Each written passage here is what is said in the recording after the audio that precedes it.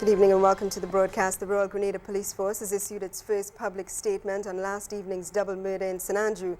It's a story which has attracted much national and international attention as word spread within the last 24 hours of what has been described as one of the most gruesome crimes ever committed here.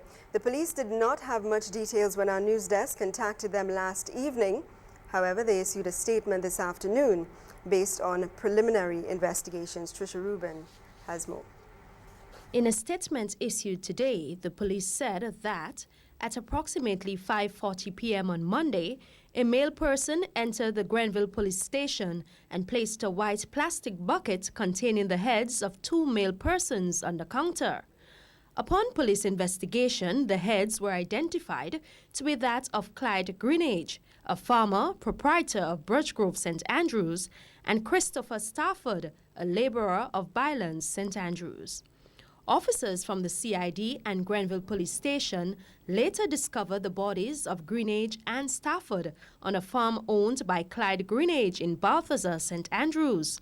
The farm is located about 100 meters from the home of Clyde Greenage.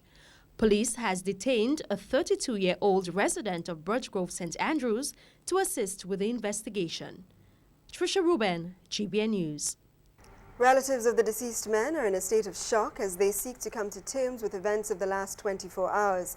Theirs is a story of never having seen it coming, since all was said to have been well among friends on Monday afternoon. Eugenie Mason traveled to Balthazar today, where the men lived.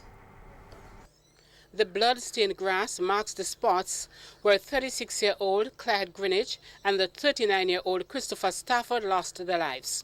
Greenage was the proprietor of the Guest nightclub at Balthazar, and Christopher Stafford worked with him on his 15-acre farm. The killing of Greenage and Stafford is being ranked among what some describe as the most gruesome in recent times. The incident took place shortly after 5 on Monday afternoon, following several hours of socializing by the accused killer and the deceased men. Balthazar resident Leslie Phillip relates the story. This is the fact. I saw them walking yesterday. They walked together. Who you saw walking together? The one, Steve and Chris. And the three of them was here. As I said, the guy went out there happily to sell a piece of land to a nurse. That's Greenage? That's Greenage. Happily. And then the other two walk up after that as friends. Walk up there. I see them with my eyes. That's the one who allegedly killed and the other one, Steve? Yeah, I saw them.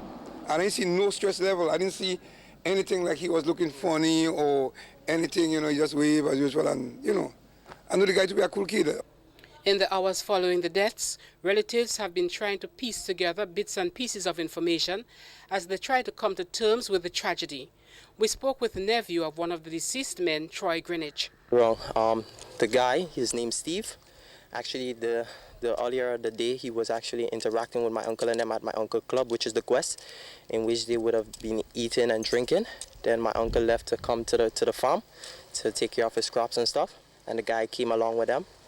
Then the other deceased and the accused left. My uncle sent them to both feed the cow, and he stayed a distance apart picking beans, right? And then the guy, the accused, came back down after he would have committed the first murder, which he would have killed the first guy. He came back down after he would have changed his clothes. He threw the shirt right in the drain. Right, and then he came back down like normal, and he was interacting with my uncle. My uncle brought 5 drinks for them, 2 for my uncle, 2 for the guy, and 1 for the other deceased. And then my uncle handed him over the drink, and then he said, "You send me to feed Vine."